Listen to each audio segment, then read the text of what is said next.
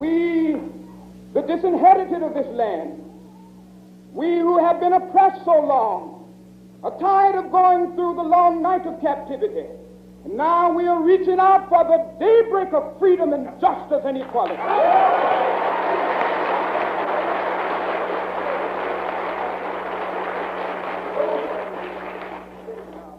The only weapon that we have in our hands this evening is the weapon of protest. That's all.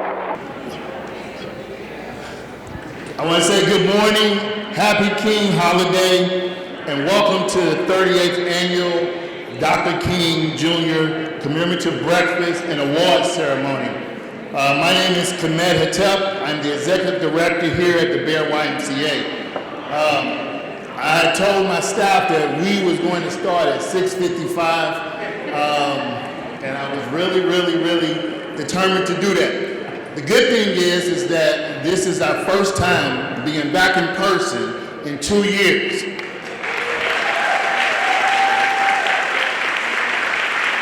So the line was long. We didn't want to start the program without majority of the people being in here. So we was ready to go. We just wanted to make sure we got everyone into the actual gym before we got started. So it's been 2 years since we gathered in person to sit down, rub shoulders and laugh, break bread together, and honor a number of servant leaders in our community. We are so grateful you chose to kick off your MLK celebration here at the Bear YMCA with us this morning. We really appreciate that. We know you got other activities that's going on throughout the city, so we are going to try to be efficient as possible. The purpose of this breakfast is to honor and celebrate the work and legacy of Dr. Martin Luther King Jr., in addition to bring people in the community together. So you see a lot of people talking and conversating. These are the opportunities that we have to come together as a community. And also to nurture individual potential, especially our youth. So you see some wonderful performances from youth that we partner with throughout the city. And award exceptional leaders in our community. So that's the purpose of why we gather today. This holiday is such a great reminder of how Dr. King's life and work is a part of our everyday mission, especially here what we do at the YMCA. Our cause is to strengthen communities, is to be a servant leaders and a service to the community, and we do that in the spirit of Dr. Martin Luther King every day. So we may not have gathered in 2 years here, but we had this celebration online, and even though we didn't gather throughout the last 2 years, the Gateway Region YMCA has continued to do the work. If you go to our website, you'll see all of the lovely things that we did during the pandemic that we continue to do throughout on an everyday basis. King's words and actions continue to be an inspiration to us all every day. In honor of his great work of Dr. King and a reflection of his service, we are recognizing 3 prestigious awardees who exemplify excellence and represent the work of Dr. King in today's world. We recognize them with 3 distinct awards. One is the Martin Luther King Jr. Human Dignity Award. The other one is the Tribute Award, and then the Strong Community Award. So we'll issue those awards out today. We are blessed and honored to have Ms. Jean Collier, President of the BJC Hospitals in St. Charles County, Missouri, as our keynote speaker for our program this morning. Appreciate you being here. We also have some wonderful presentations, as I stated before, for your enjoyment and your edutainment. In unity with the King Center, the theme for the Bear YMCA breakfast this morning is it starts with me and it starts with you. Cultivating a beloved community mindset to transform unjust systems. Let me repeat that. It starts with me and it starts with each and every one of you to cultivate a beloved community mindset to transform unjust systems. So I hope you enjoy the program and enjoy your day of service, and welcome and happy MLK Day to you all. Thank you.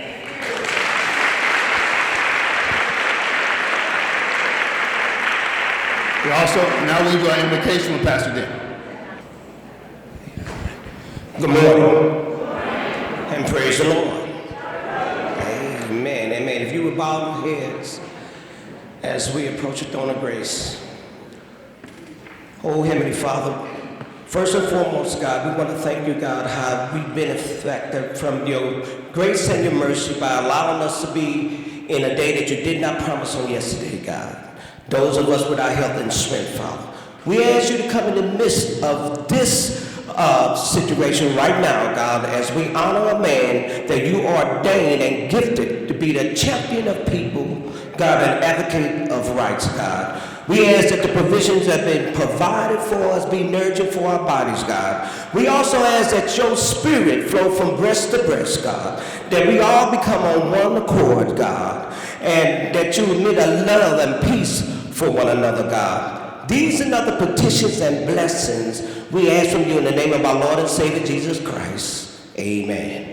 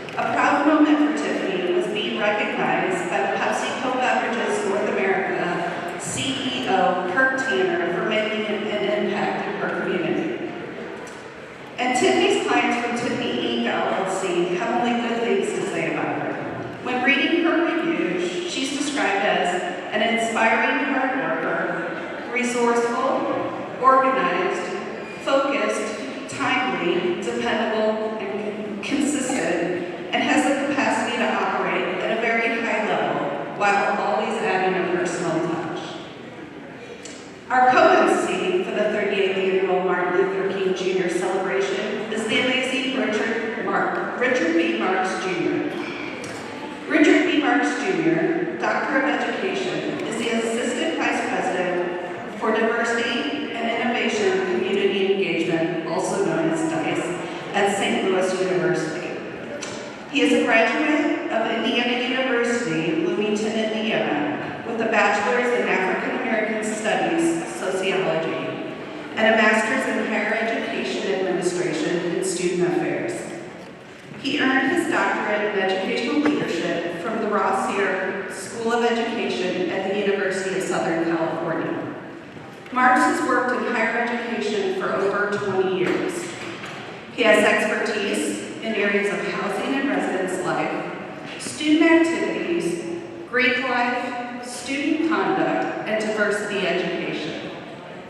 Dr. Marks is also the owner and Chief Development Officer for RBM Diversity Consulting, LLC, where he has facilitated and presented on many topics, which include, but are not limited to, race, gender, LGBTQ, toxic masculinity, gender roles and expression, Greek life and leadership, diversity training, team building and leadership, intersectionality and identity, and hiring practices around diversity and inclusion.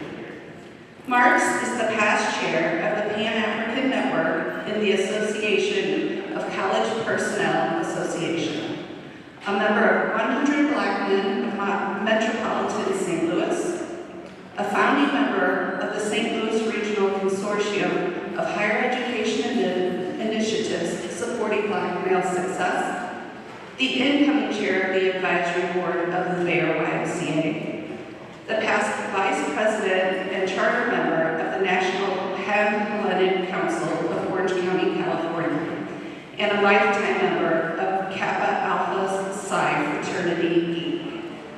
Please give a warm welcome to our Emcees for the 2023 MLK Breakfast and Award Ceremony. Tiffany Parker and Mary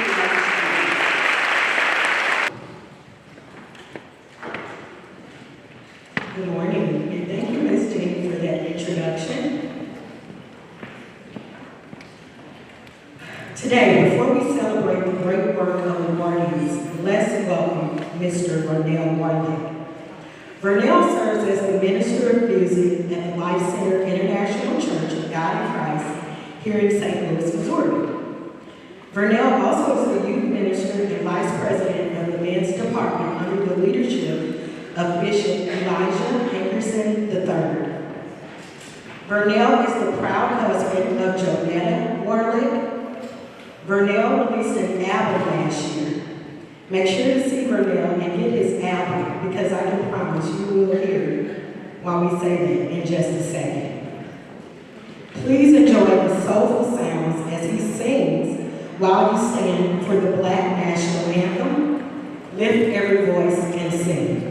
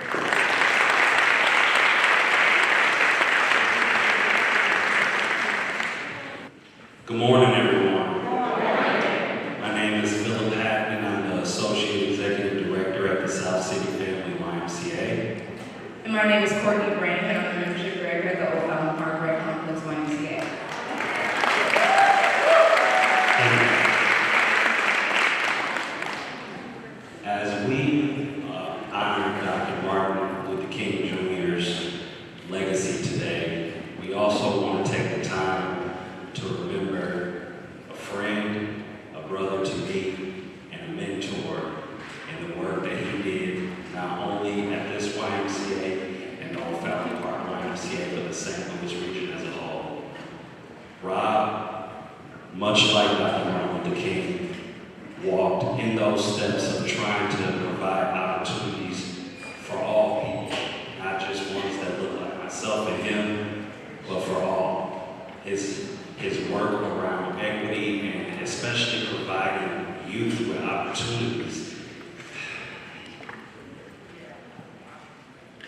especially providing youth with opportunities that they might not have ever had the chance to see, is something that he was passionate about, and through that is where we developed our body.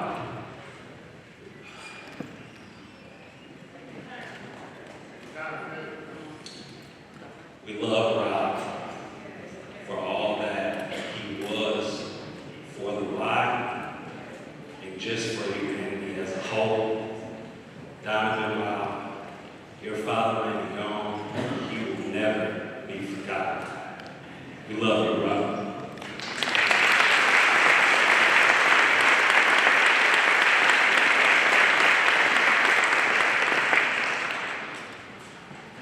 I don't know how I can follow that really well, but as Wes would say, regardless of the circumstance, I'm outstanding. And so today, I choose to be outstanding. And I just want to share a quick story. My dad taught me how to ride a bike. You know, I'd get on the bike, I went right down the hill, I didn't know what I was doing. He would try to steer me this way or try to steer me this way or let go, and he thought that I had all the tools that I needed to ride a bike. But I didn't think I did. Much like Wes, he gave me all the tools that I needed, even when I didn't think I had them. Even when I doubted myself, he always provided those tools for me.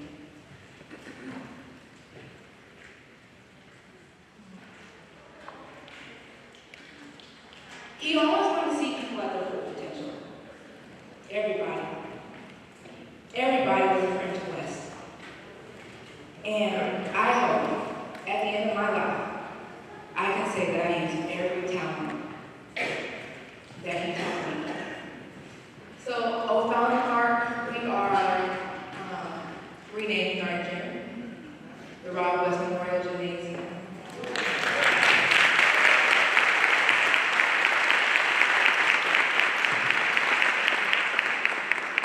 And I think that is something for the community that we service, that Wes was so involved in, that he serviced. It's something that the community can always remember him by. Thank you.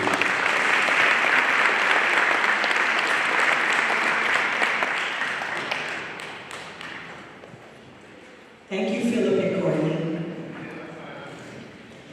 Before we move forward, we would like to honor and recognize all of our elected officials that are joining us this morning. If you are an elected official, would you please stand at this time?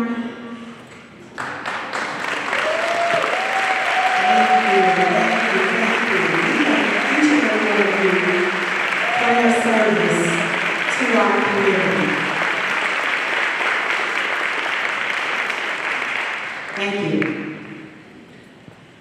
We are here today to honor and celebrate the life and teachings of a minister, civil rights leader, organizer, visionary, and activist. Just like Dr. King, our first award recipient is also a visionary, an activist, and an organizer for the people.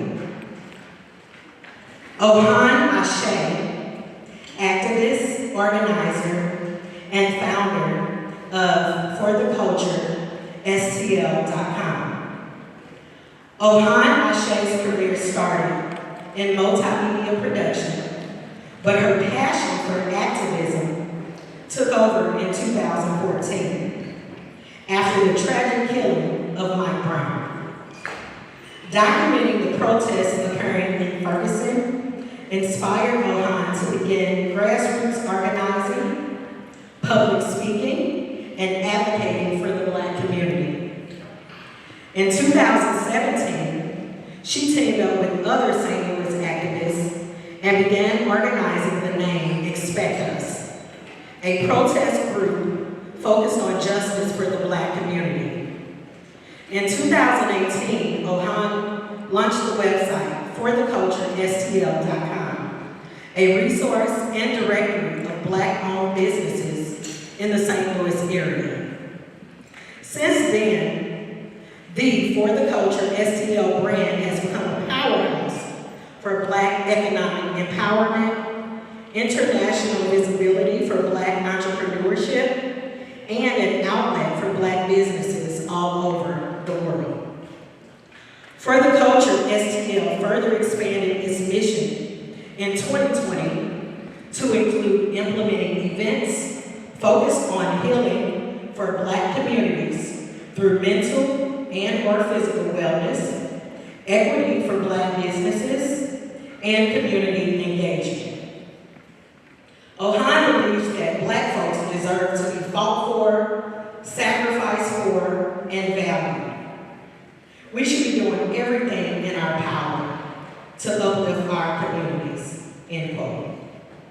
As you can see, Ohio Ashe is continuing the legacy and work of Dr. Martin Luther King Jr. This is an example of how you cultivate a beloved community mindset to transform unjust systems. At this time, would you please stand and welcome to the stage our first 2023 Strong Community Award recipient, Ohan Ashe. Good morning. Good morning. Whenever righteous folks, advocates and activists, liberators and teachers, leaders gather in a room, I call it church. And during church, I always want to invite our ancestors, spiritual guiders, and the Most High into the room. So if you will, please take a moment of silence with me as we invite the spirits of our ancestors so they may guide us, empower us, and so that we may honor them.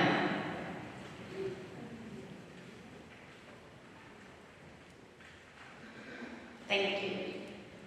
For many of us, Martin Luther King Jr. was our first introduction to the civil rights movement, our first understanding of protest and activism, and our first connection to just how brutal this society can be. For me, Martin Luther King Jr. was my first lesson of what unconditional love for community can look like. He showed me, us, the power of what love for the people can do, what it can build, what it can pull out of you, but most importantly, what it can empower. This year marks the 60th anniversary of Martin Luther King's I Have a Dream speech, and the 160th anniversary to the signing of the Emancipation Proclamation. 160 years ago, Black folks were supposed to be free, liberated from the shackles of enslavement, but we know that that was not the reality that they faced. So they had to fight. And 100 years later, Martin Luther King delivered a speech calling out inequity, economic injustice, poverty, and mistreatment that Black folks face.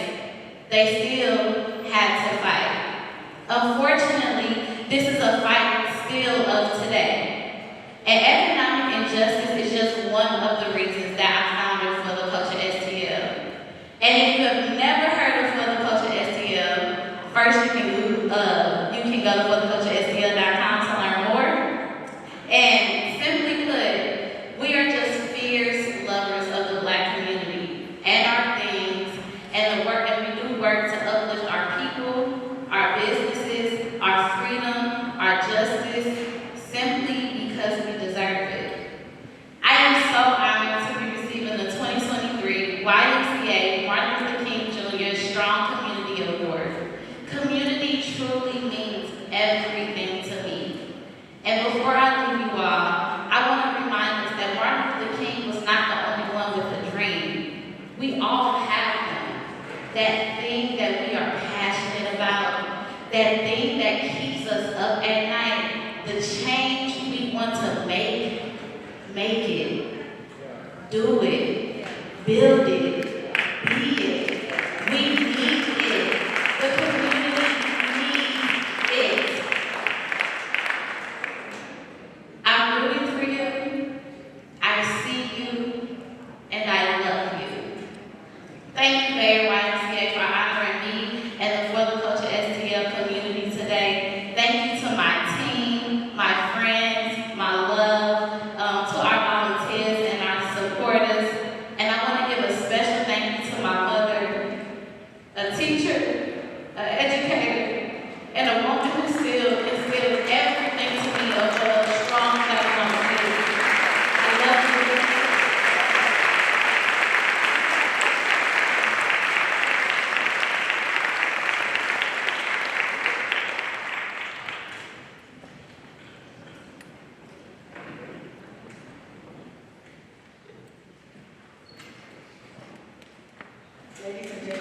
Ladies and gentlemen, let's give back one more time for our strong community award recipient,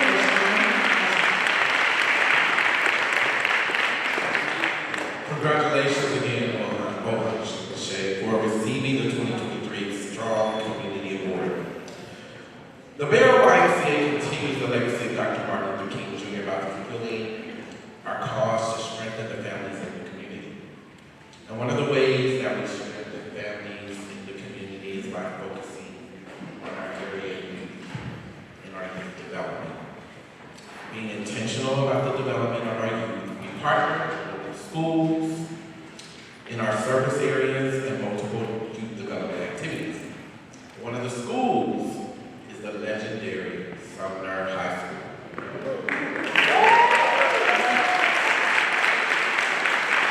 Now, due to the generous sponsorship from the Mayor Corporation, this year, senior students from Sumner were able to participate in the Bear YMCA Martin Luther King Jr.'s Riding Contest.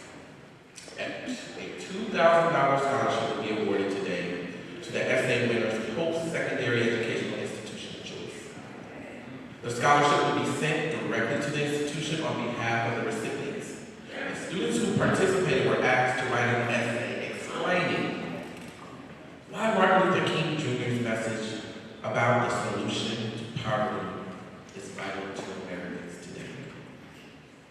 We would like to thank Sumner ELA Department and their principal, Dr. Sean Nichols, for collaborating with us to provide more opportunities to help develop youth in our community. We would also like to thank our essay judge team, which included Caroline Mitchell, Laura Little, Benita Carnu, Lydia Bullock, and Michelle Peter. Thank you for all your volunteering, your time, and your expertise.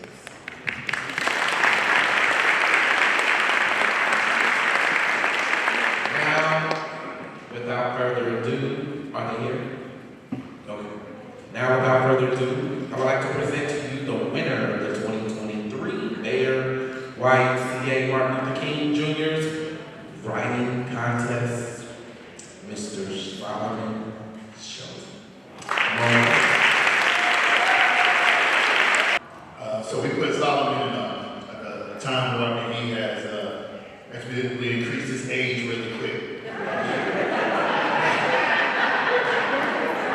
This is my friend, my partner for a long time, Dr. Nichols. He's the principal at Sumner High School, and I give him a round of applause.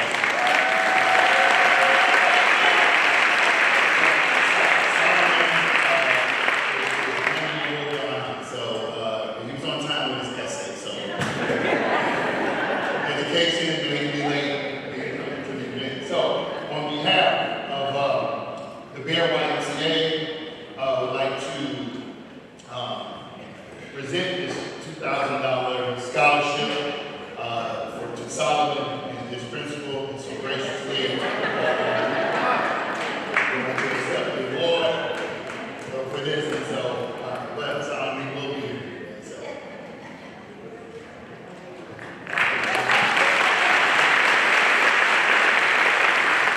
Thank you.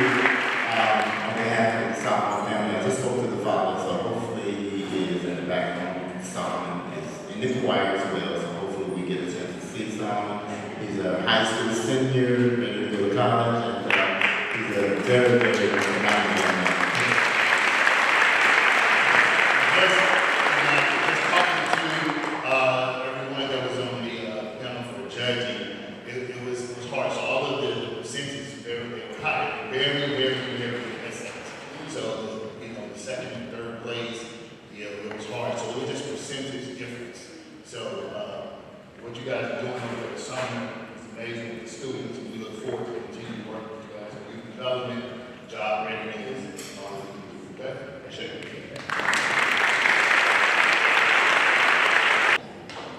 Well, thank you, Solomon, when you arrived, and thank you, Dr. Nichols. Congratulations again to Mr. Solomon Shelton. As we continue to support the development of youth in our community, you are now in for a very special treat.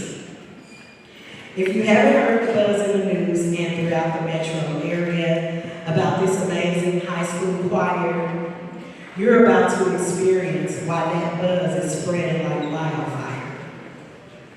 We are so honored and blessed to be able to witness the amazing sounds of the Sumner High School Choir. Good morning. How are we doing today? Happy Martin Luther King Day to you. My name is Mr. Smith. I'm the Director of Arts and Special Programs at Sumner High School. Yes. The first black high school in Mississippi. Established in 1875. Got chairs. Do I have any bulldogs out there? That's always a bulldog present. That's always a bulldog present. So today, we're going to give you a taste of our arts. At Sumner High School now, you don't know that we're back on the rise, we're back on the moves. We have an arts program that has drama, fashion, photography, visual arts, choral, you get a taste today, dance, and one of our newest museum studies, we are teaching our kids how to capture history. So Sumner, in the spirit of Sumner, will live on, and we shall carry on. So allow our choir to give a little taste of the choral program, and then I'll have one of our other young students give a little taste of our drama program, and then I'll end with a couple of words for you. Give them your attention. Thank you so much.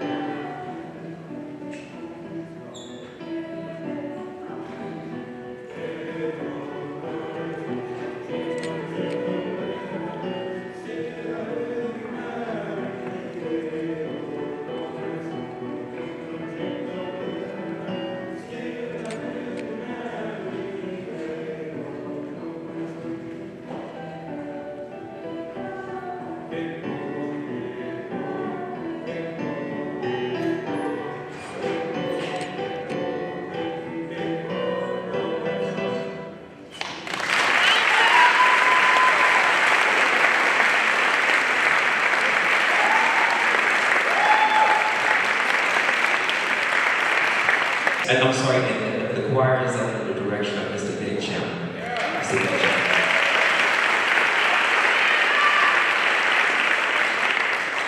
Next, we will have one of our distinguished, outstanding seniors who's going to come up representing for our drama. We have Mr. Stefan Riggins, who will be doing a spoken word piece for you. Mr. Stefan Riggins.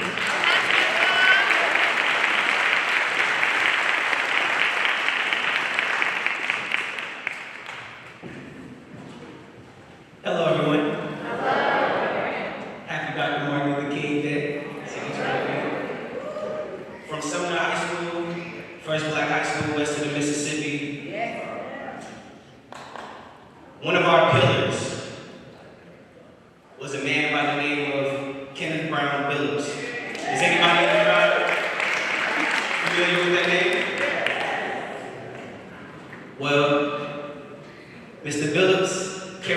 same message and purpose as Dr. King. And from King to Phillips, I present this to you. They say legends never die, but are only reborn through the souls of others who carry the torch. The light of the world, the salt of the earth. Through their depths, there is rebirth. Mr. Phillips. It was April 15, 1918, the musical Messiah arrived onto the scene. The second son of the late Reverend Louis Phillips, the legend comes, the name Kenneth, they soon remember. New adventures, grew up in the field, wasn't influenced by the system. A middle-class family praying for higher income and then some. Didn't have a lot of tools, so I either go to school or be a victim. In St. Louis, my elementary, John Marshall, I declared then that my work would never be partial. At Sumner, they could see I was a sparkle. They believed in my greatness. All the teachers, they were marvel. I thought it would be fun, being part of the Glee Club. We sung, get performed plays, directed each one. Before a senior, they looked at me as a leader. Once a student that would travel one day and come back to teach us. A small child with big dreams, intrigued. If we talking education, I graduated at 15. Through the one to express the excellence in me, I packed my bags and then I left the Jefferson City. Still steadfast on an ultimatum. I went to college and biology was my major. God was in my favor. Feel like my bed was made up for me and my life was tailored, glorifying my nature. Give and take. It was like my third year at Lincoln. It was obvious to me that I was the musical genius. All these beautiful pieces that I created. All the faces delighted and plenty praises from forming organizations. So amazing, I did core training at various schools and many locations. We performed on the news, even hosted my own show, God's Musical World. See my influence then became time's newest referral. Past all the physical restraints, I still bet against the odds of one critical acclaim. When I conducted at Sumner, that was pivotal for change, and my love for y'all brought me to the pinnacle of fame. The principal was Jay, John D. Buckner. The choir structure back then did signs and wonders and truly embodied Sumner. Many voices, but we did a cappella. Every day we strive for better, birds of the same feather, we flock together. I'll be alive forever. I can see it through my eyes and records. From ambition, all this talent, young and gifted. One man did it, and this is the story of his life. In 1985, he was conducting when he died. Mr. Phillips. You see, he walked with his presence so you can feel him. And I can never forget him. As long as you hear the rhythm, they don't remember the wisdom inside of the lyrics. Hopefully painted pictures for generations to come. Educating the young, elevating the slums, brought better ways to grow up. In the test of time, someone to demonstrate is a must. This the Renaissance. Now who gonna step to the plate? Us, Mr. Phillips.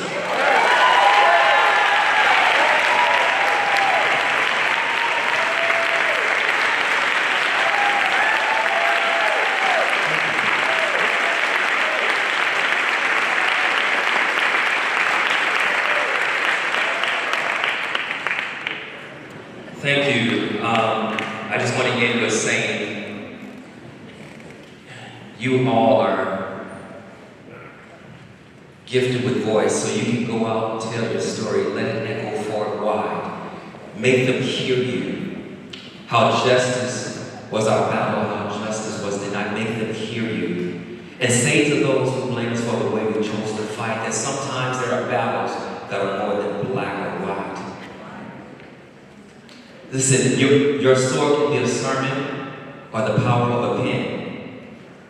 If we teach every child to raise their voice, and then, my brothers, then will justice be demanded by 10 million righteous men, changing the pipeline from prison to performance on and off stage. That's my mission. Mr. Smith, thank you.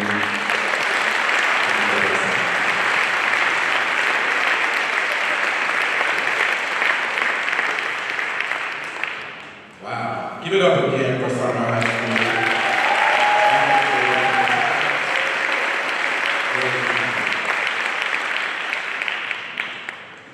Now, when it comes to organizations that are on the front line of cultivating a beloved community mindset to transform and adjust systems, the Gateway YMCA is leading the pack.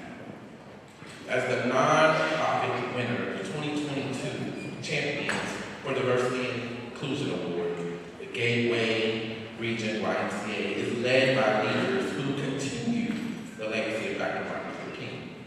At this time, we would like to recognize the senior leadership and district vice presidents of the Gateway Regional YMCA. In the senior leadership and the DPPs of the Gateway Region YMCA, could you all please stand and be acknowledged? Let's give them a warm and hand clap for their hard work.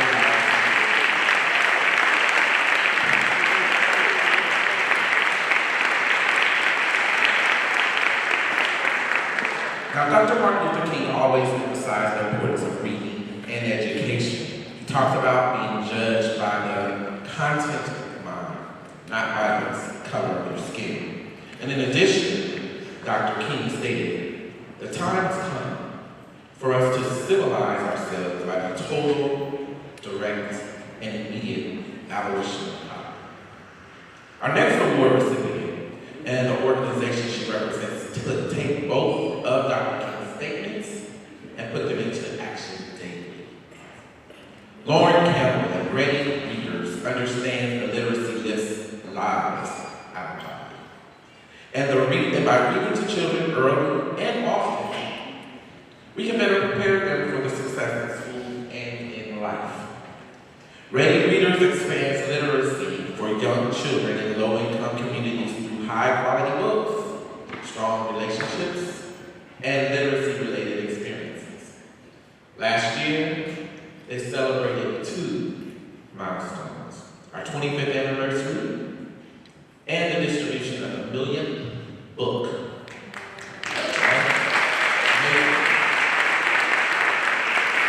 Now, Red Readers achieved this milestone thanks to amazing volunteers, supporters, and community partners. Each year, their volunteers provide weekly story time to 200+ classrooms, distribute 60,000+ new diverse books to children and teachers in those classrooms. Let's do it, yes, and clap for it. And they bring literacy support to the sites and the teachers we serve. We know that every child deserves access to literacy that sparks their imaginations while building early literacy skills to prepare them for kindergarten and beyond. On the front line for Ready Readers is Lauren Campbell. Lauren has joined Ready Readers' team as a community programming coordinator just 6 months ago after spending 7 years as a middle school administrator and educator. Lauren's passion for serving my community or the community leads her to focus on ensuring equal access to resources and opportunities for underserved and marginalized communities. Lauren's time at Ready Readers is spent connecting with current and new community partners in homes and in child care providers. Lauren's goal is to share the power of legacy directly with children and their families by connecting them to essential resources in their communities. Much of our current work involves starting their new neighborhood reading captains program, launching soon in the West End neighborhood. Lauren's hope is to continue connecting families with their communities, ensuring a lifelong path of literacy, learning, and success. Please stand and welcome to the stage the 2023 YMCA Martin Luther King Tribute Award recipient Lauren Campbell, accepting for Ready.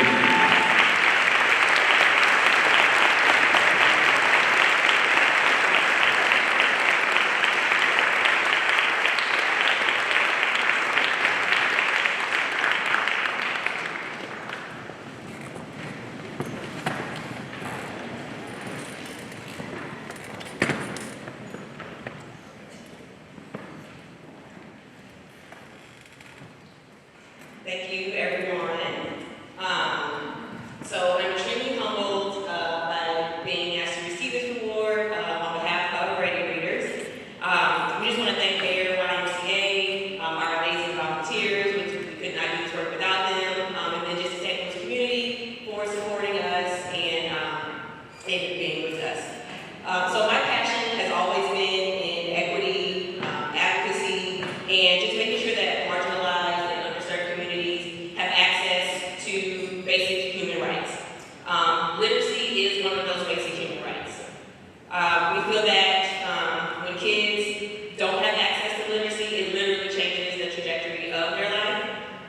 There are statistics that show that students who don't read proficiently by the end of third grade are 4 times more likely to leave high school without a diploma than those proficient readers. This number is even higher for Black and brown kids. So again, we just recognize that literacy is extremely important for the trajectory of the kids in our community. So along with Ready Readers, we just want to simply continue to do the work that provides high quality books by diverse authors with diverse characters, provide resources to the community, and continue to provide those story times to children who may not otherwise have that opportunity. We want to continue to expand literacy because we do believe that it is a gateway to equity. So thank you again to the Bexar YMCA. Thank you to all of you for being here. Thank you.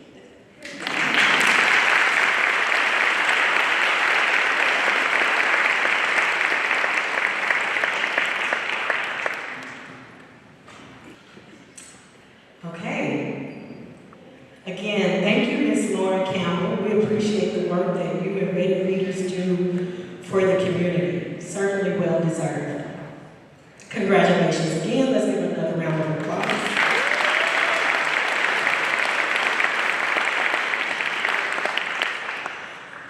As you know, or as you may not know, Ready Readers is one of our partners here at the Bexar YMCA. Through our youth development programs and our Teen Tech Center and Early Childhood Education Center, we offer a variety of literacy and learning programming. If you would like to support a child in one of our literacy and learning programs, you can simply scan the QR code that's located on the center of your table. It's very easy. Just pick up your phone and you can scan the QR code if you want to donate. You might not want to do it right now, you can do it later, but there is a QR code on your table if you would like to donate. All right, as we move along, Dr. King is quoted as saying, "Of all forms of discrimination and inequalities, injustice in health is the most shocking and inhumane." We are honored to receive our keynote address from a powerhouse leader on the front line for diversity, equality, justice, and inclusion for all in healthcare and the community. Gina Calder has led BJC Healthcare's 2 St. Charles County hospitals, Boris Jewish St. Peter's Hospital, and Progress West Hospital, since being named president in February of 2021. Before joining BJC, Ms. Calder held various executive roles at Bridgeport Hospital, a member of Yale New Haven Health, serving most recently as administrator and vice president. With Calder's leadership, both hospitals have received numerous patient quality, safety, and experience recognitions, including from Professional Research Corporation, U.S. News, and World Report, and Vizio. Boris Jewish St. Peter's is also an American College of Radiology accredited Breast Imaging Center of Excellence, and Progress West is also a Cribs for Kids, nationally certified safe sleep hospital. During her time with BJC, Ms. Calder has been named a champion for diversity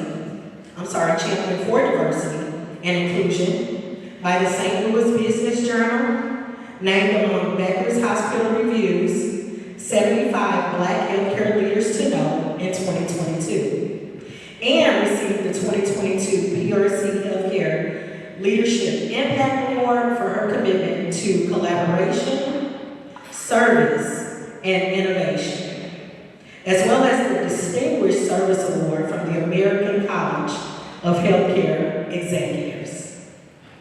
Calder is a recognized leader in advancing diversity, equity, inclusion, and belonging, and has given numerous national presentations and academic lectures on this topic.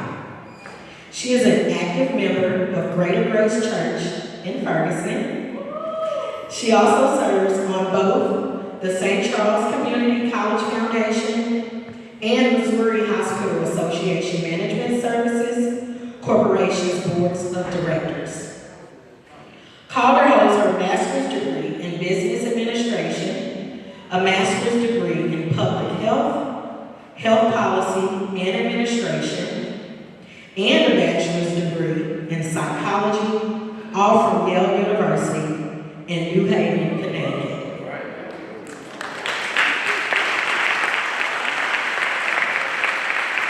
Let's welcome to the stage Ms. Gina Calder.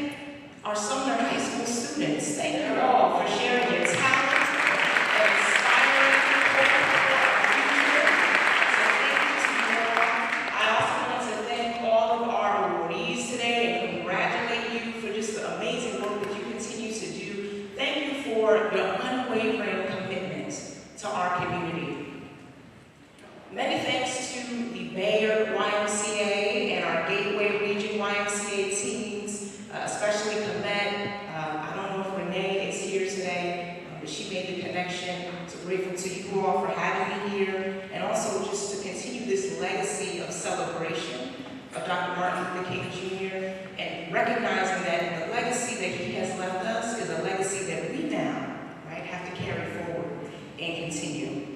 I deeply appreciate my Greater Grace Church family who is here, my BJC family who is here to support me today. But I'm most of all grateful to God for a young gentleman over there, my dad, who is here to support me today.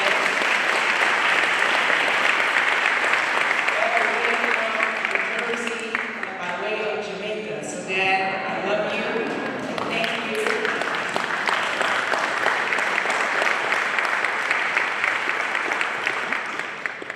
So speaking of legacy, my dad is an immigrant from Jamaica, and I can remember from a very, very young age, he would declare over us that poverty stops with him. And I was too young to even truly understand what he was talking about. I didn't even know what poverty meant. But the way in which he declared it, the power with which he said those words, I had to hold on to it. And it literally began to germinate on the inside of me and rewire my brain and my thinking and my beliefs about who I was and what was possible. And so that declaration created transformation. Created transformation in me, my siblings, right, our whole generation now. Just within our family, it's changed. So between my 3 siblings and I, we hold 8 degrees. We own 4 businesses. We have several patents pending for various solutions that are going to help to make the lives of people all over the world better. Out of 140 hospitals in this state of Missouri, I now serve as the only sitting Black female hospital president.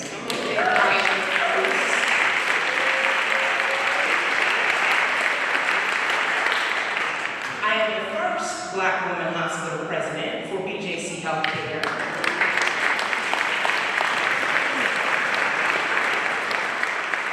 And BJC, for any of you who do not know, is actually one of the largest not-for-profit healthcare systems in the nation.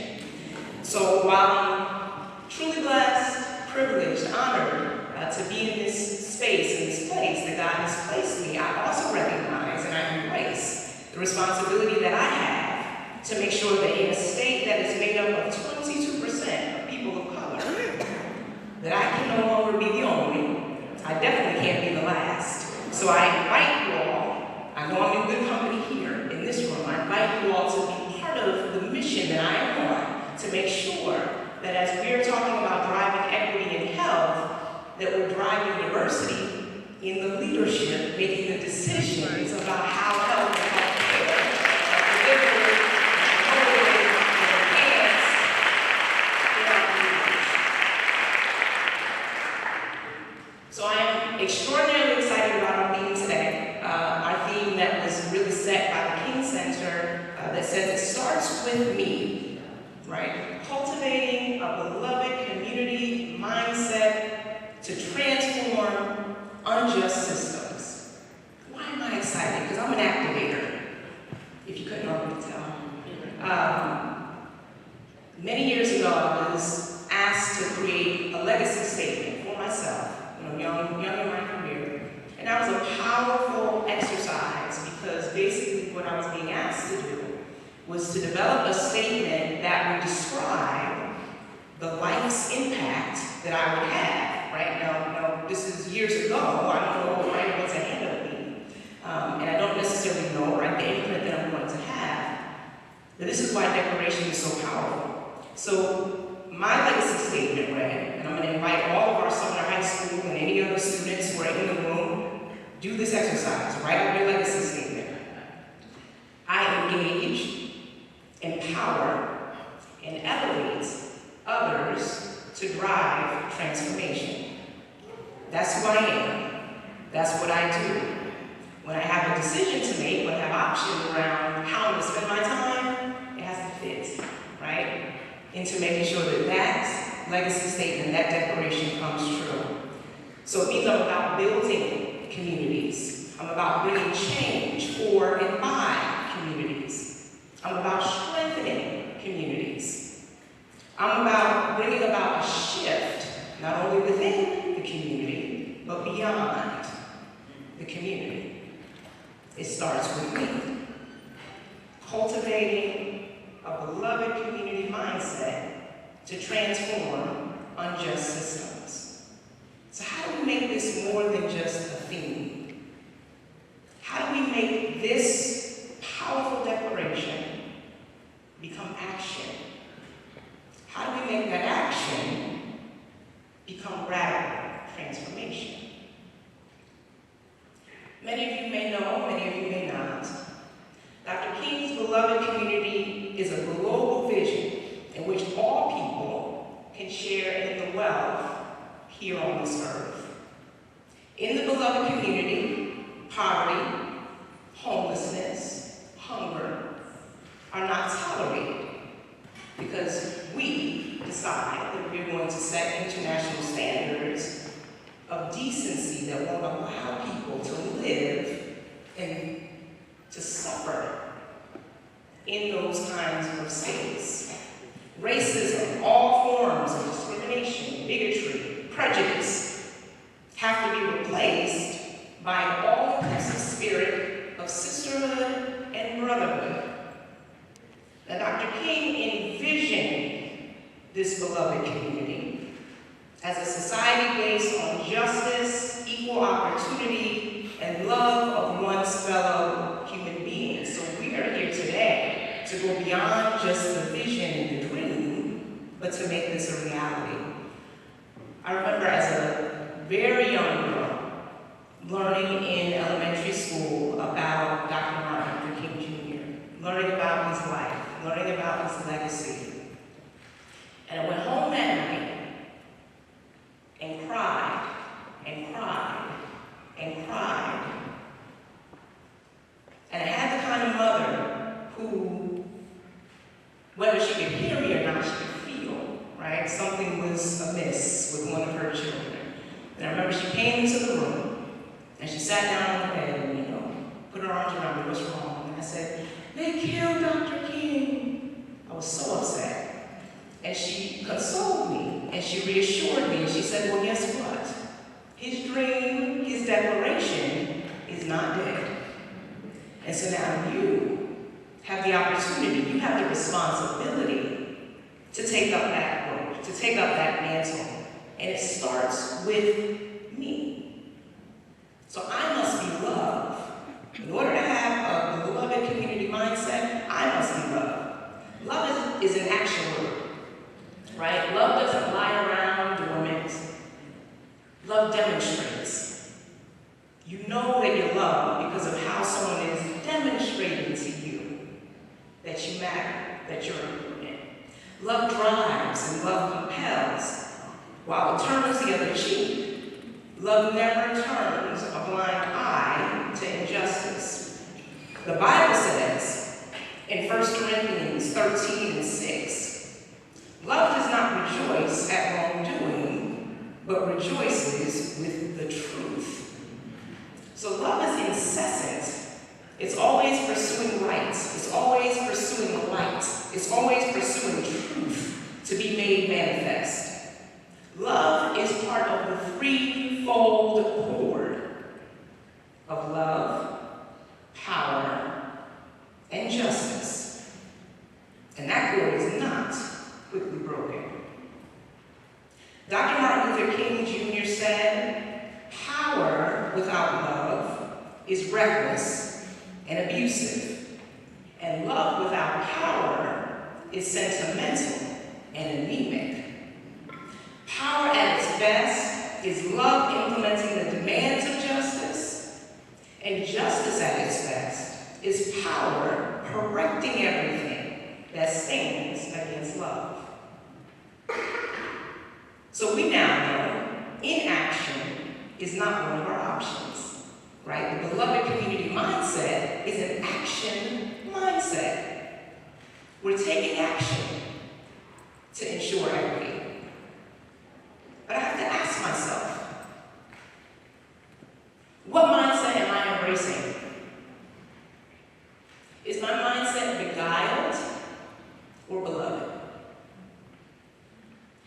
For far too long, many of us have been deceived to believe that structures, power dynamics that are in place will be in place. It just is what it is.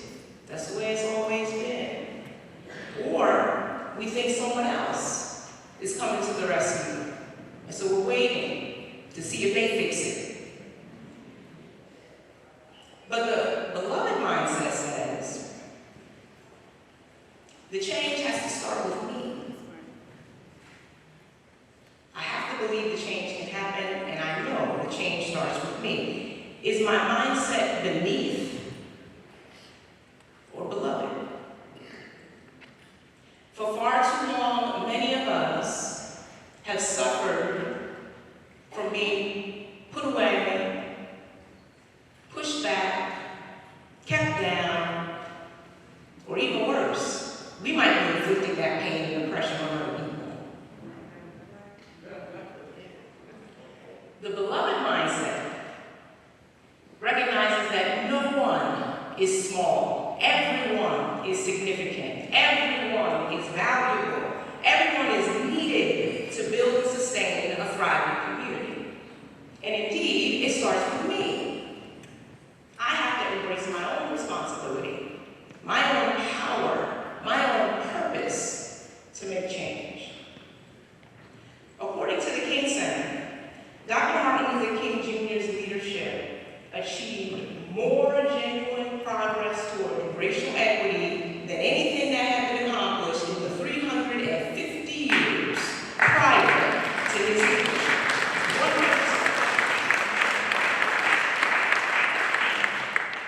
So we're here now, almost some 60 years later, and I have to ask myself, what will my legacy be? What will my impact be? How am I making sure that this world is a better place because I was here once in it? So once I recognize that it starts with me, and each of us in this room recognizes individually that it starts with us, well, with me plus you, let's act in unity.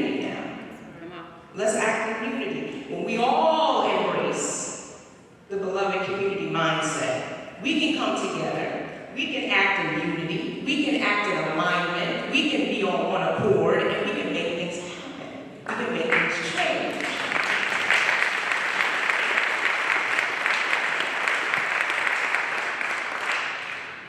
So the YMCA, in and of itself, is a shining example of that, right? And I'm a firm believer that you have to understand and embrace your history, because then knowing that legacy motivates you to continue to press forward. So we're going to do a little history lesson. So the historical mission of the Y was to create a supportive community to help young men address pressing social challenges as long as you know Black.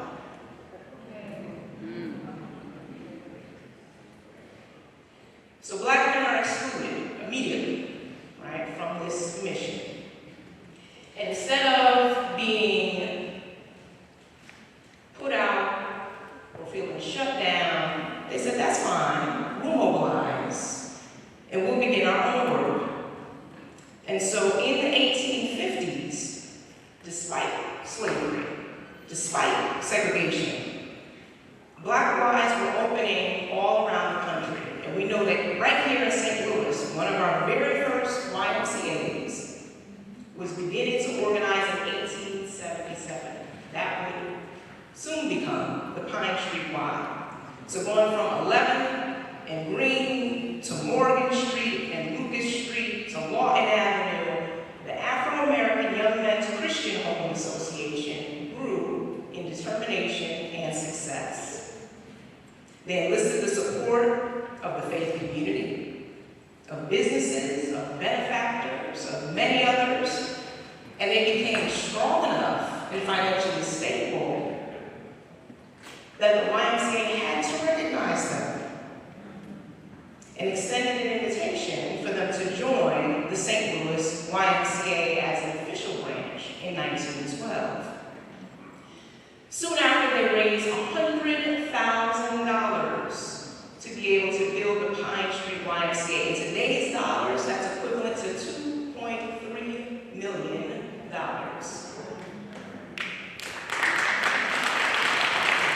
all of this during World War I, during the flu pandemic. They opened in 1919. Now, I can only imagine what it was like to be dealing with war, a pandemic. It had to have been crazy. We don't know nothing about that, right? But regardless of how crazy it was, they were steadfast in the work that they were doing. They were committed in the mission that they were serving. And God had to have helped them to sustain the commitment through it all. And as a matter of fact, the team was so unified and dedicated that they began serving before the building was built. So history has it that as Black soldiers were coming through the St. Louis region and serving in World War I, they were staying in the unfinished building and being fed by that Pine Street team. Amazing, amazing. The Pine Street Y would go on to serve as a social center for the community, a place to gather for political meetings, and also a place that provided hotel accommodations for Black performers. They were able to perform in white venues, but could not sleep in white hotels. And so the Y served with great hospitality and made sure that they were comfortable while they were in town. With the addition of Camp Rivercliff in 1921, the mission broadened and deepened as youth services expanded with the leadership of none other than the Reverend James T. Cook. And while desegregation was dissolving other Black Ys around the country, Pine Street grew to Page Park, strong in its resolve to impact the community. Page Park became a national model for the Head Start program and began to ensure the offering of early education to some of our most vulnerable children. After merging the City North YMCA, many of you know C.D. Banks and his tireless efforts to reach up and lift up young people. And after helping over 100,000 young people, he was recognized with the 1979 American Institute Jefferson Award for greater public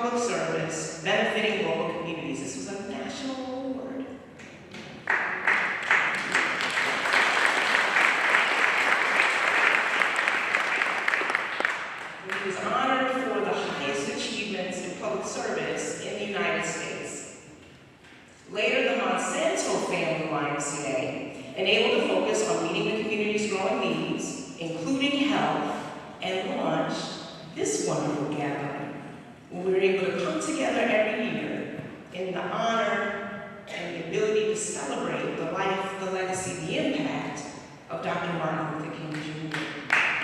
And not only to celebrate his impact, but to celebrate the impact of all of those who have taken up his mantle. So as we shifted to the Bayer YMCA, Al Mitchell of Bayer declared, "Today, the Bayer Y continues this awesome legacy and work of being a beacon and a refuge for the community." I want to commend the Bayer Y in recognizing the challenges that our society is facing and not shying away, not backing down, but instead engaging all of us and many others as allies so that they can continue to be positioned to do the work. To support our communities, make sure we're able to overcome challenges far into the future. So with me plus you, let's act in unity. The Bible tells us in 1 Peter 4:10, as each has received a gift, use it to serve one another. As good stewards of God's very grace, power is a gift. It is not a bad thing. Embrace it. It's a gift that we all have. It's a gift that we get to choose how and whether we're going to use it. And so I'm asking all of us to think about the impact that is needed now in the world today, the impact that's needed now in our society. It requires power. It requires collective power. We have to come together, just like those who came before us and prevailed in the face of, you name it, slavery, in the face of all kinds of horrendous, torturous practices and experiences, in the face of Jim Crow laws, in the face of today even our unfettered violence against Black and brown people. They prevailed. So what are we waiting for? There's no one else out there to do the work. Come on. We are the ones that we've been waiting for.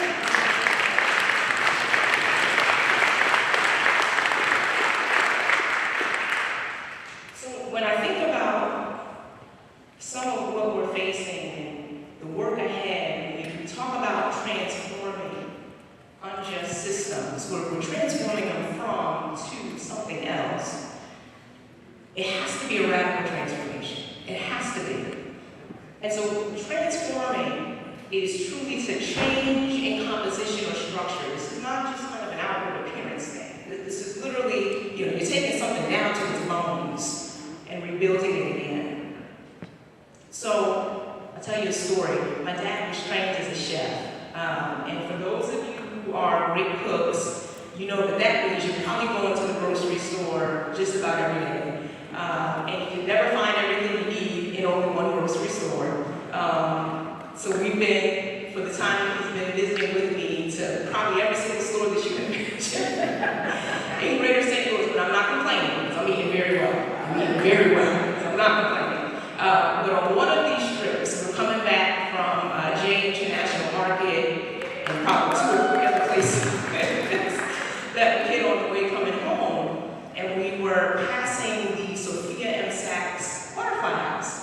So, I was pointing it out to my dad, and this is kind of one of the local attractions. And invariably, we got into a conversation about caterpillars and butterflies.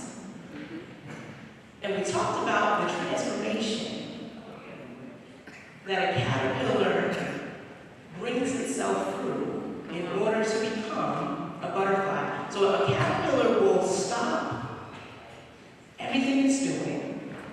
It will spin a cocoon and encase itself in there, and it literally is digesting, dissolving, and breaking itself down into its most basic component parts, to use that to rebuild itself and rebuild all of the organs and the antenna and the wings to form an adult butterfly.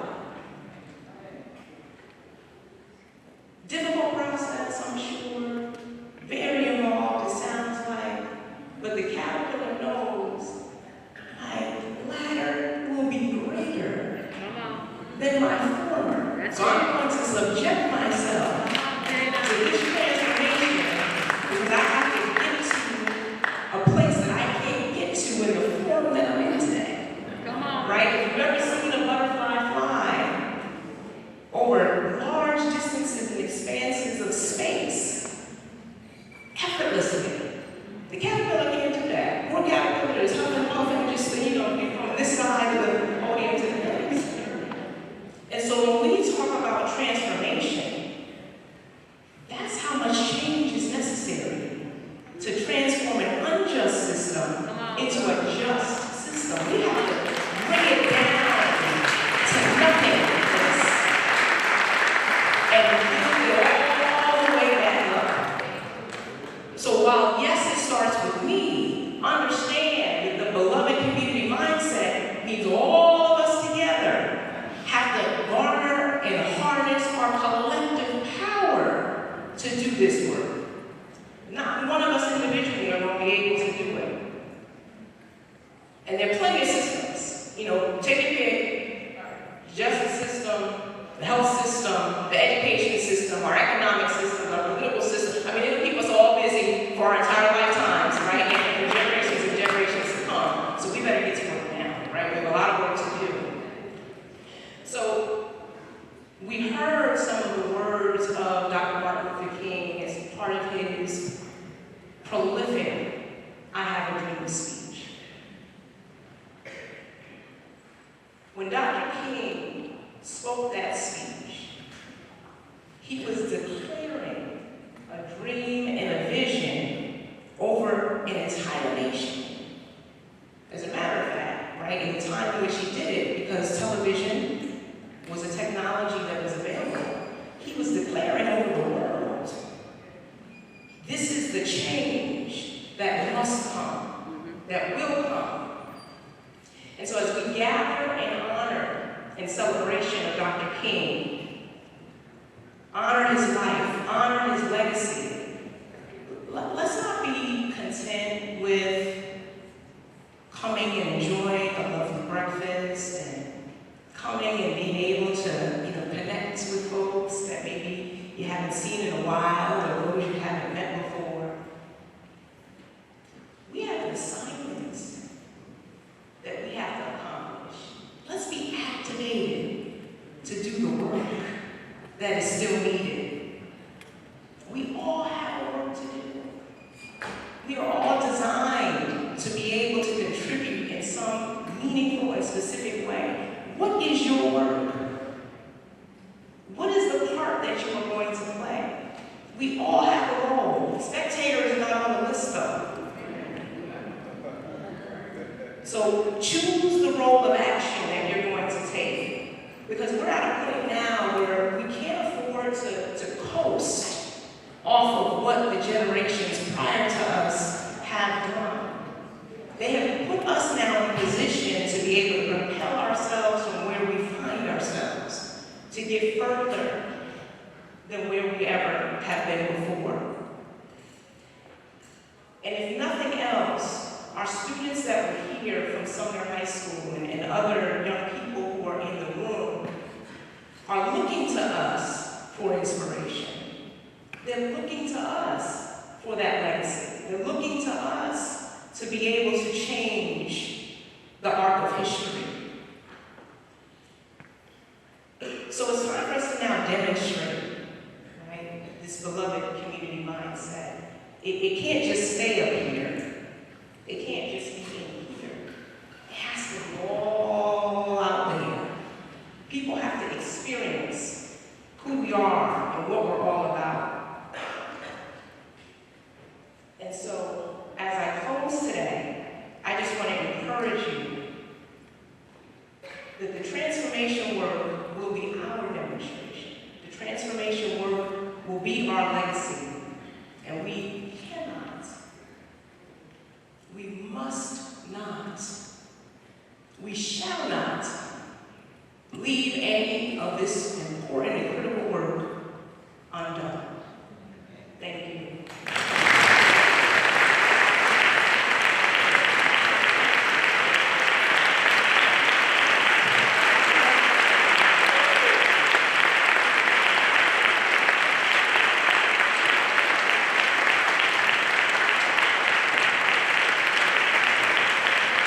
Thank you, Jim, for a powerful and inspiring message. Now, everybody, that was a word. Now, I don't know if y'all ain't really inspired by that. Y'all want to do better than that. That's a clap right there. That was a word.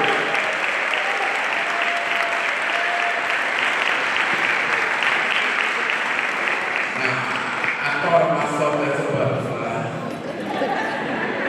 I like to fly high. But I've transformed multiple times, and I think that's what we all do. So that's a wonderful thing that we as human beings get to do multiple times in our lives, and we do it well. So as we continue to celebrate the service of Dr. Martin Luther King, we are reminded to Dr. King's service to others as well, and direct impact on our lives today, yesterday, and tomorrow. And just as Dr. King had an impact on others in the Gateway YMCA, Region YMCA is having a direct impact on the lives of our children every day. Did you know that drowning is the leading cause of death for children ages 1 to 4, and the second leading cause of death, accidental deaths, for children ages 5 to 14? And through the YMCA Safety Around Waters program, in 2022, 4,705 individuals in the St. Louis region were safer around water because of the generosity from our government that were rich. So right here in the YMCA, the Bear YMCA, we are having a direct impact in our community by offering discounted $5 lessons to teach children how to swim and how to be safe.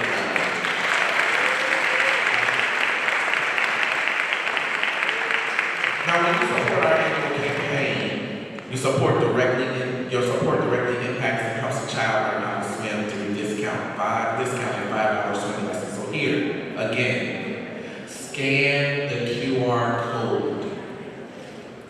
Now I'm gonna say this again because I know some of us are like, yeah, no. Scan and the QR code.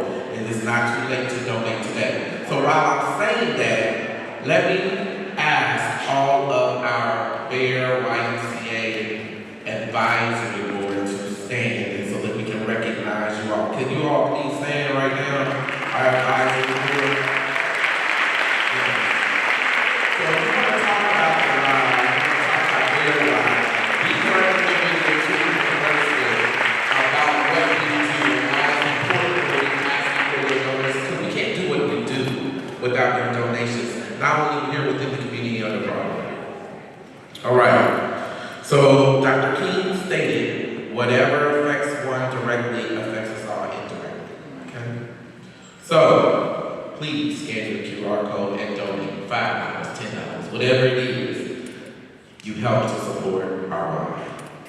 So to help to continue the celebration of the life and the legacy of Dr. King, our award recipients, and our community, please enjoy the special presentation by the Youth of the Spirit, Angela West African Dance and Drums. Thank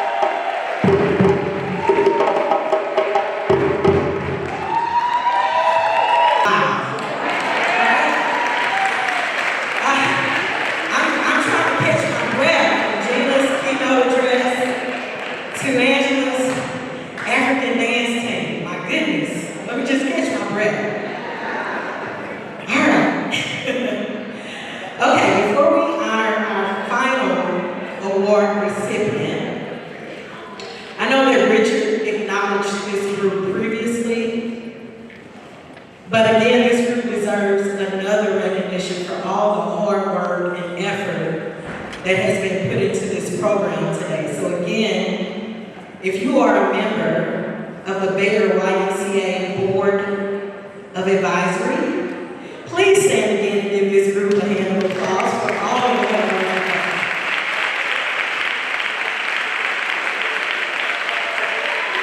As well as our director, and the lady that holds it all together, Ms. Sharon. They all deserve a tremendous round of applause. All right, we thank you so much for your service to the board and our community. Okay, for our final award recipient, in his book, The Strength to Love, Dr. King wrote, "The ultimate measure of a man is not where he stands in moments of comfort and convenience, but where he stands during challenge and controversy." Our next award recipient embodies the measurement of the kind of man that Dr. King is speaking about. Nathaniel Griffin is a humble Wellston native. He has the heart, passion, resilience, commitment, and a level of interdependence to ensure that Wellston and surrounding cities thrive. Long before taking office, Mayor Griffin was a pillar in the Wellston community while coaching youth sports for 26 years. Griffin made political history in 2014 by becoming the first citywide candidate to be elected to office as a write-in candidate. Wow. He won the election by a landslide and hasn't looked back since. Standing beside him is his beautiful and talented wife, LaWanda, who in her own life is an accomplished business owner.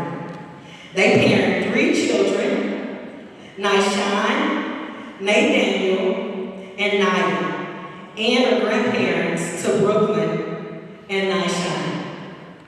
Mayor Griffin serves as the Executive Director of Wellston Community Empowerment Corp, a board member of St. Augustine Wellston Center, founder of the North County Police Co-op, and Executive Director of NPO, True Vision, and now has brought professional basketball and baseball teams to the city. Mayor Griffin's vision can be seen daily in the ongoing progress being made in the city. A new subdivision was completed last year, the first new construction in more than 2 years. In 2018, the Wellston Housing Development was birthed, rehabbing 201 housing units, along with moving into a new city hall.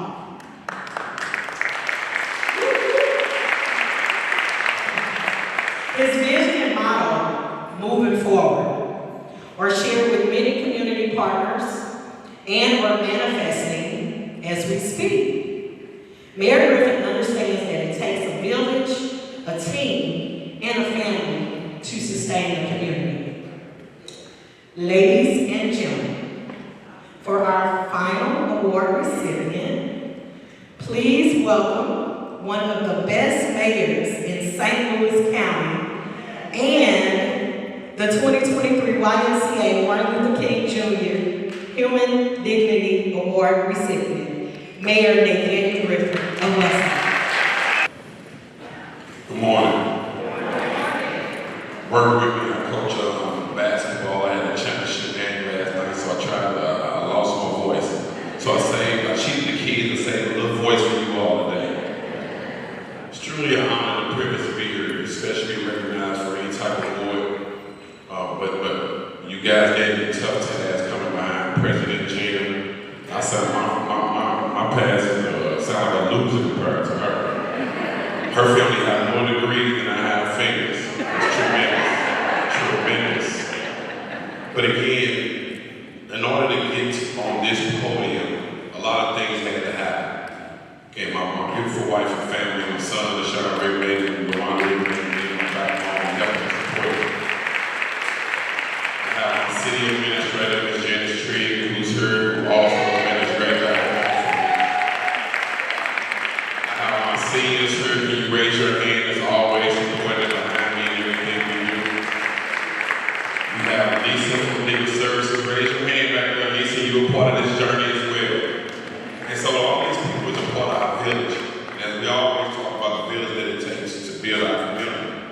And so we coming from Wellston, coming from a poverty community, the village is everything when you don't have nothing. And so my community voted me to come to be the mayor of this position. They asked me to run. I didn't understand why. They came to me and they had a gathering at the park and said, we need someone to run for the city, to run for our mayor. And I said, well, why you call me here? They said, if we're going to change Wellston, if Wellston is going to be saved, you're going to be the one to do it. You're already giving back to the community. You have an education. You have a bachelor's degree. I had 2 kids, and my wife had 2 kids before we saw when we was in high school. So we was counted out. They buried us. They forgot we was a seed. And so we continue to grow. Continue to build our family, continue to lean on our community. And so we was giving back because we knew we had to make a change for our boys and our family. Because again, I didn't have a father figure in my life. My coaches in my community was dead. And so I knew that in order to change the dynamic in my community, I had to do the same thing. And so what we did was, again, I hired attorney Weston Bill, who now is a prosecutor. Can you please raise your hand, Weston Bill? He was just a little small attorney at the time. He's a really big wig. But we sat down and thought about ways on how to change the community, and I told him, look, I want to make these tremendous changes. And we tried to make tremendous changes, tremendous strides. We're doing tangible things in the community. But we had so many intangible things that was broken. Corrupted police department. Okay? And so we had to fix the corrupted police department, which made us start the North County Police Department. With a police department that reflect us and serve the community. Not just arrest and harass, but protect and serve. Get out and know the people. Get out and be in community engagements. Okay? And so we formed that police department. And Wellston crime was happening, everyone knew what was happening. Police, neighbors, everyone knew who done it. No one went to jail. No one. We started with the North County Co-op Police Department. We have 95% to all major crime rates. With silent crime in the West. Not only was I a founder of the North County Co-op Police Department, I was founder of the Clergy Coalition. If anyone heard of the Clergy Coalition that's running around St. Louis, I was a founder of the Clergy Coalition. The reason why is because when I was a child, the church was open as a safe haven. It's a place where you can go and get love. You can go and get your mental health. You go around leaders that was in there embracing you or welcoming you in. So I challenged the churches. I got with Pastor Shields and challenged the churches. And now they're over 150 leaders and pastors strong. Catholics, Jews, Christians, everyone working together. Muslims, all the leaders working together, putting together aside their religion and seeing how can they serve our communities. Also started the police department. Started a basketball team. Started basketball teams in the footprint.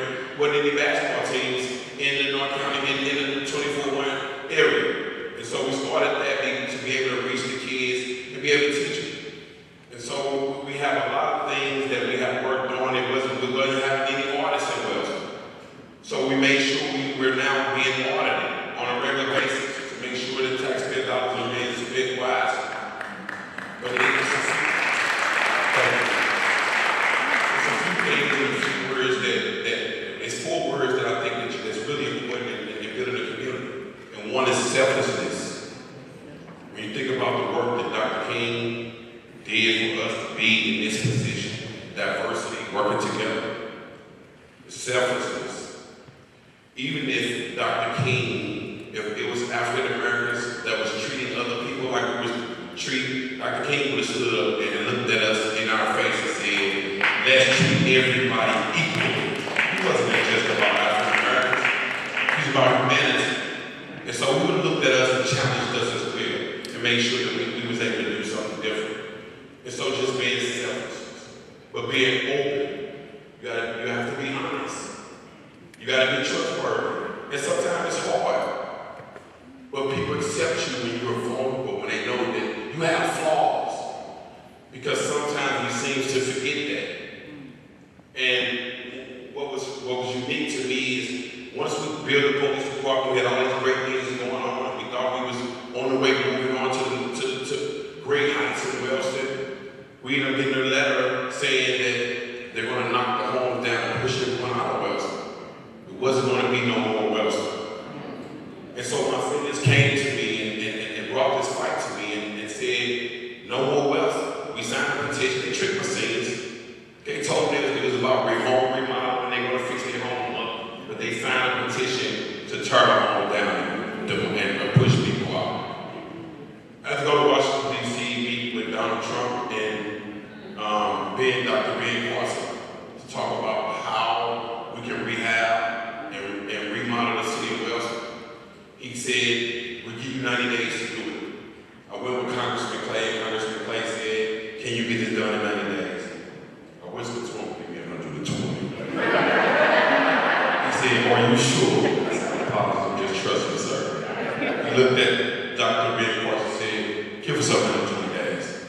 They gave us 120 days. 120 days, I was able to come up, meet with, bring all the politicians in this area together, including the governor, Senator Holly, Senator Blunt, County Executive Dr. Page, Senator Brian Williams, state reps, community groups, community activists. We all sat around the table.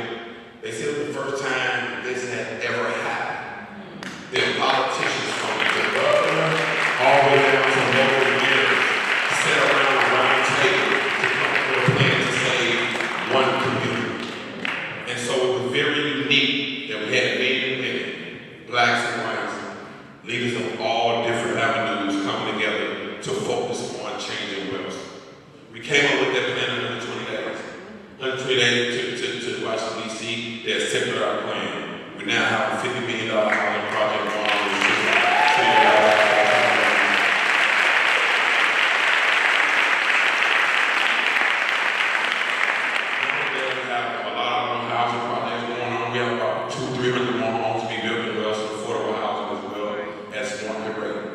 But acceptance, accept the people for who they are. We like to change people. Don't nobody want to be you. Like you mad because the person walked the way they talk, who cares? That's what makes them them. Allow people to be authentic. That's it. That's where history is changed. That's where you get those diamonds in the rough.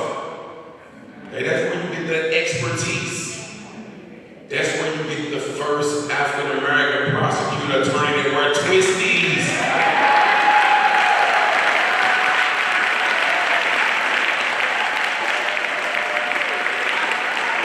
We have to allow people to be them. We better be happy as her stop war because he would have dreams. We have a prosecutor with dreams. He didn't stop war. But again, it's just to be accepted, allowing people to be them. President Gina said something that was very unique at our non-for-profit. It's called True Vision. It's allowing kids to stay true to who they are. We have a basketball team, a basketball organization.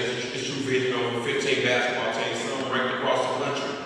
We have so many kids, there's probably kids that's ranked across the country. And True Vision is allowing kids to stay true who you are. Not who society wants you to be. Not who mom and dad. But mom and dad, sometimes we destroy kids' lives. Because you want them to chase your dream. You messed up, Mama and Dad. Allow me to be me.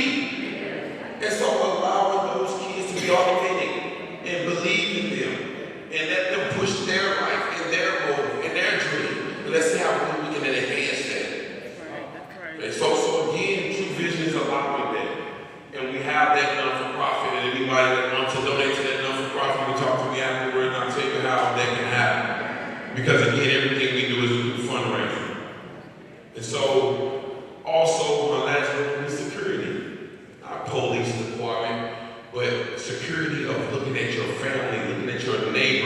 because they believe in you to do the right thing. See, because we all look at each other and hold each other accountable. And making sure that we won't let each other down. Just imagine if one of us in this room decide to make a change on something. We can change the world because each one of us have a platform and a reach and arms that we can reach someone that the others can't. But it's about working together to believe in each other and having the same mission goal. And so the professional basketball team we have is the St. Louis Griffins. And I know everyone, last name Griffin, I guess, it's all about you. You just had to name something after you. And like I told you, we had a couple parks, Trojan Park built, $20 million park. I could name that after me if it was about a name. But again, me and my wife were talking and we were trying to figure out a name that was unique that go along with this team. And when we looked at Adam and me coming from Wellston and being a young lion on the ground, because the myth of a griffin is a lion and an eagle.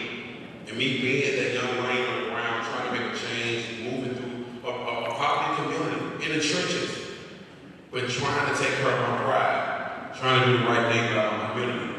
And then they chose me to be a politician, to be the eagle in the sky now, to look down on them, to make sure that the young lions that's down and now on the ground have what they need to take care of their pride. And so that Griffin logo means that. And so when you see the St. Louis Griffins and his basketball team, it's going to be more than basketball. Because we're going to expose the entertainment and events that's in St. Louis. So again, those young drummers, I want them at games. If you have a singer, rapper, or anybody that have talent, we're going to expose them. We're going to have a platform to reach hundreds of thousands that you can't reach. We want to expose the best in St. Louis. We want to be able to bring people, their families, and community together. I love these type of gatherings. This is what community looks like. And we should have more opportunities to bring people together like this. So when you hear about the Griffins basketball team, make sure you come and support. If you don't support, you're going to hear how you missed out. But we're going to have a great time every day. We're going to have parties, community events, bounce houses for kids, pre-game and post-game entertainment. Okay, so if you have a business and you can't get the exposure you need, we can expose it for you. We can put you on a platform that you're not able to be exposed on. So again, it's an honor and a privilege. When I was younger, I loved sports, I loved Mike, but I didn't want to be like Mike. I wanted to be like Martin Luther King. He was able to lead. He was able to bring people together.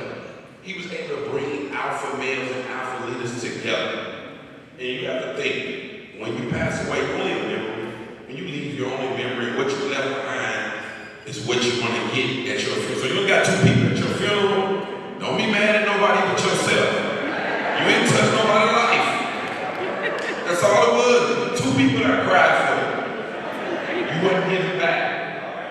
Okay? So, but when you were able to leave 50 years later, and you were able to bring people together like this, all across the country, that's what forever young and living forever looks like. And so I want to thank you all for continuing to carry on Dr. Martin Luther King's dream, but even acknowledging and recognizing the work that I'm doing in Wellston. Thank you.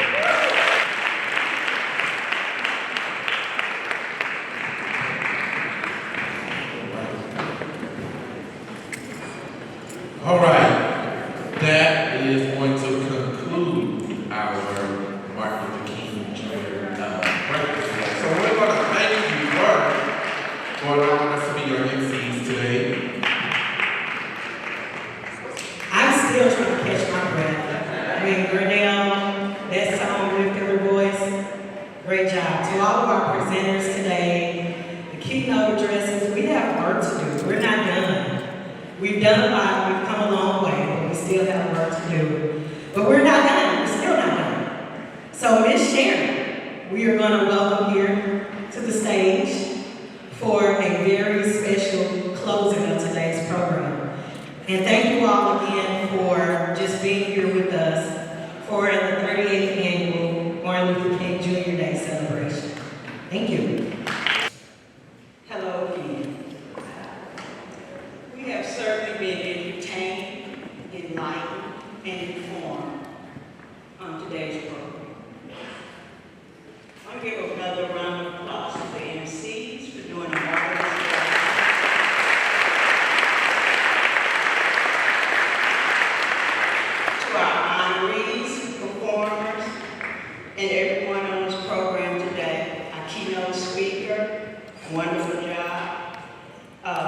Ms. Gina informed us that we have to do the work. Our motto for today was "It starts with me," cultivating a beloved community mindset to transform unjust systems.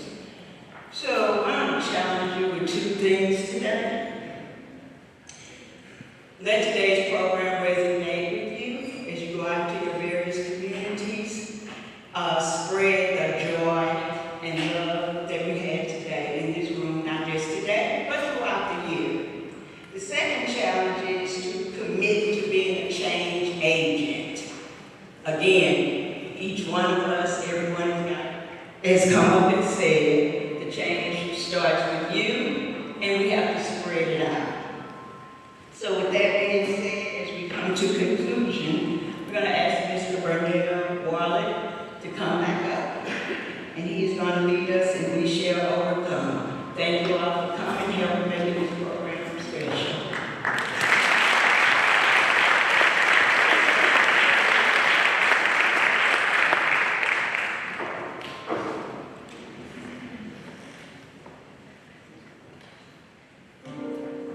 Just want to say, allow the change to start with you. There's a quote that says, one day or day one, you decide. So make this day the day that you decide to